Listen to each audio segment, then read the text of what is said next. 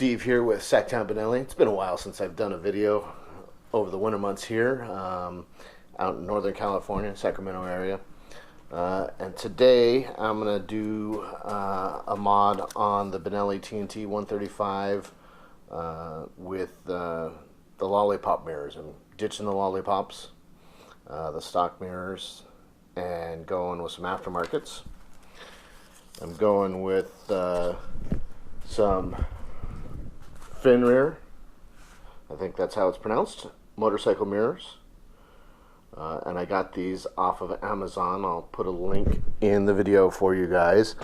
And I also gotta thank Keegan Trunick, not sure how to pronounce that, sorry if I mispronounced it, and Joseph Hutsbury on our Facebook group for parts and service of the Benelli TNT 135. We're having a dialogue about bar end mirrors on the bike, and both offered up really good suggestions. And Keegan kind of brought to the table the fin rear and had them mounted on his.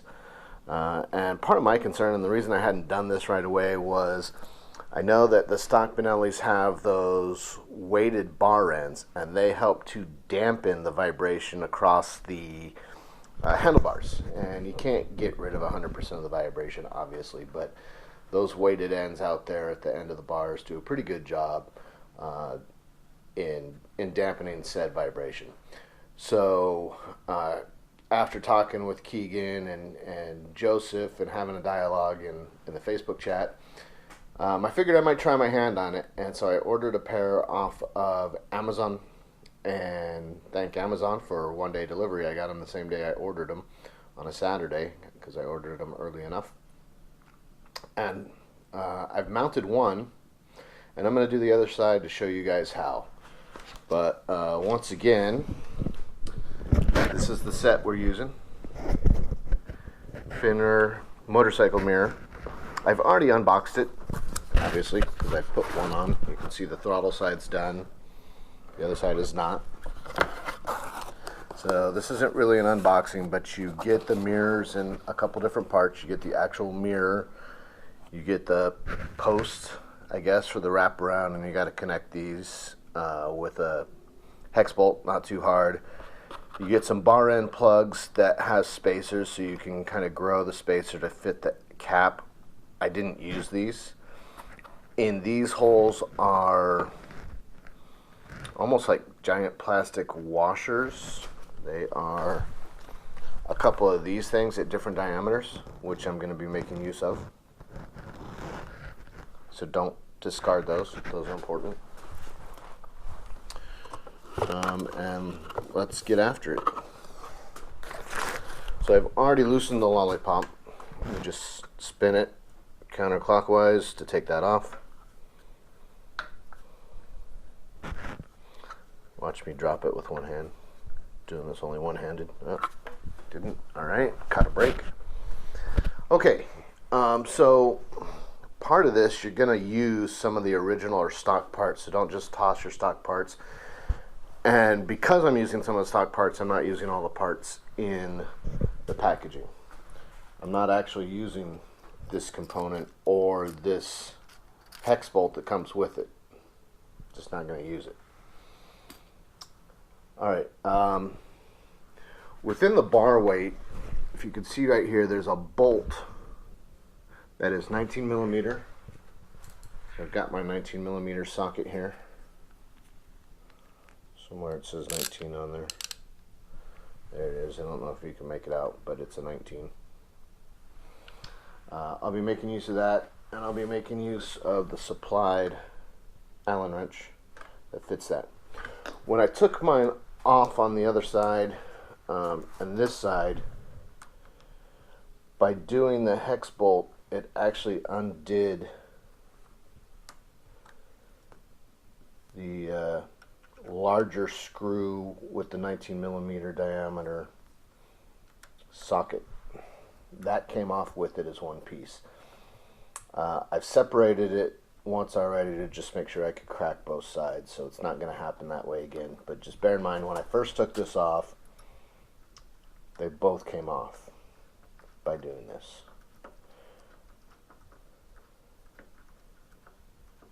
tell already it's not because the threads aren't spinning.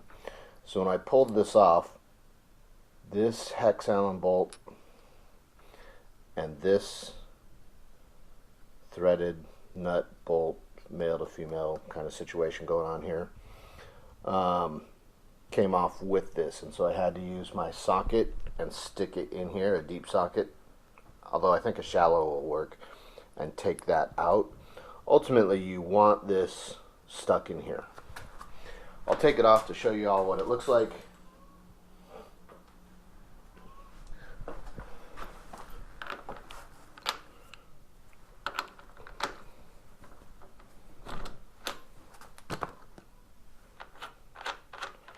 So when I first did it, bear in mind this part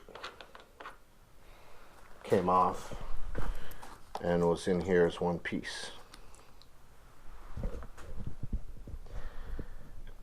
And I'm going to use it that way again, but I separated these even though I'm going to put them back together so I could mount the mirror, and I'll show you why. So after pulling this out of the weight end, I want to insert it back into the bar and get that tightened down so it's not going to vibrate free as I'm riding.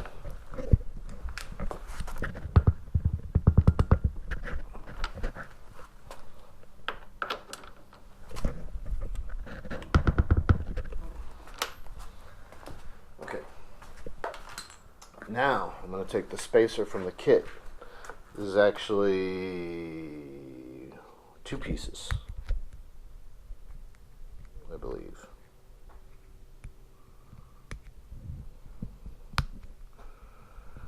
Maybe it's just 1. Actually, it is just 1. And I slide this over the nut. And the reason I do that is to take up the negative space within the post diameter, and then I'll tighten it down with this hex nut. So I've got this on here, slide this on here, but I want to hang it, so I'm going to slide it like that, and I'm going to get my bar weight back, put this right up here, just like that, and start threading this Allen bolt or hex bolt.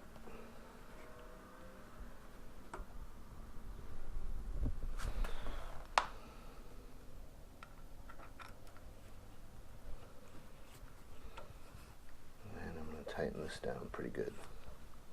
Not 100%, but pretty good.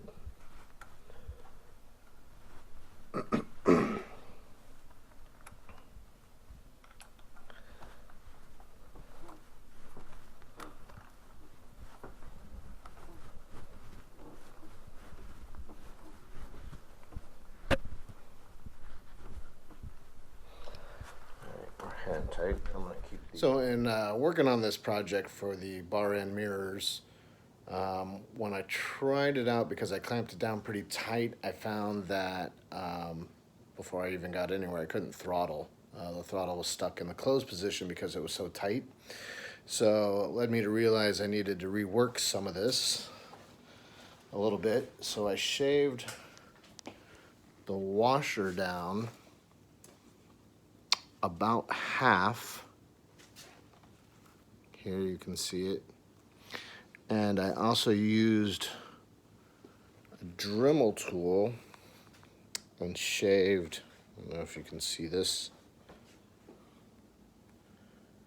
and shaved a bit of this so I have more clearance on my throttle.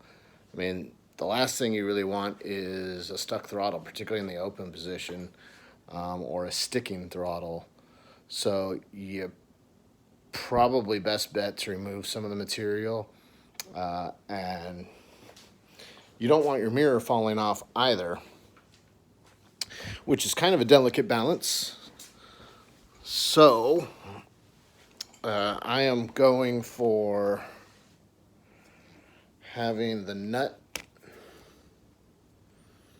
in fully tight, so it's not going to vibrate loose and the whole thing fall off. So that's fully tight. I didn't want to take off much material on my bar end because this is the weight to dampen it. So I chose to remove the material on the diameter clamp of the post. And I want the post mainly on this bolt with the washer. And when I get this all assembled, I'm definitely going to want to see about a screwdriver tip's width of material here between the edge of the mirror post and the grip back end, so that the throttle can automatically close if I remove my hand from it. You definitely don't want stuck throttle. So just bear that in mind when you're doing this. I'm going to keep unbolt my hand. I'm going to fish out my keys. This is going to be a little bit more challenging to do while holding the camera. Sorry about the weird camera shots. I'm just holding on to it. I'm going to unlock the front end. Sit the bike a little bit. Put my hand here, clutch. I'm going to get this symmetrical with that one. So I'm going to pull it forward. And then I'm going to get a look in it. So from my eyesight, I can look down under my wrist and see my mirror. Might lift my elbow out of the way a little bit, but that's alright. And then I'm going to clamp it down a little bit tighter, because that's where I want it set at. Some guys may Loctite it. I actually may come back and Loctite this as well. It depends on what the vibration does.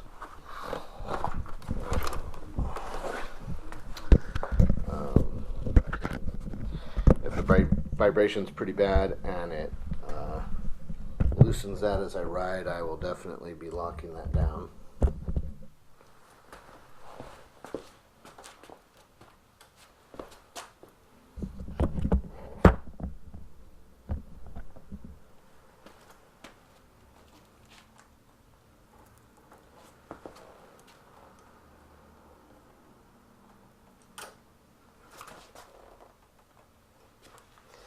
And then I'm going to tighten this bolt as well,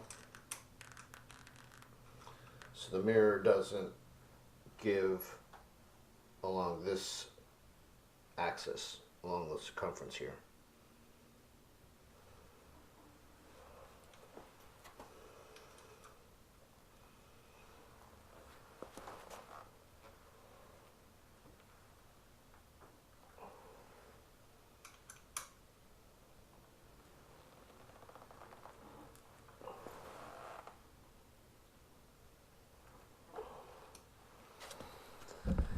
And that's pretty much all there is to it. On the back side,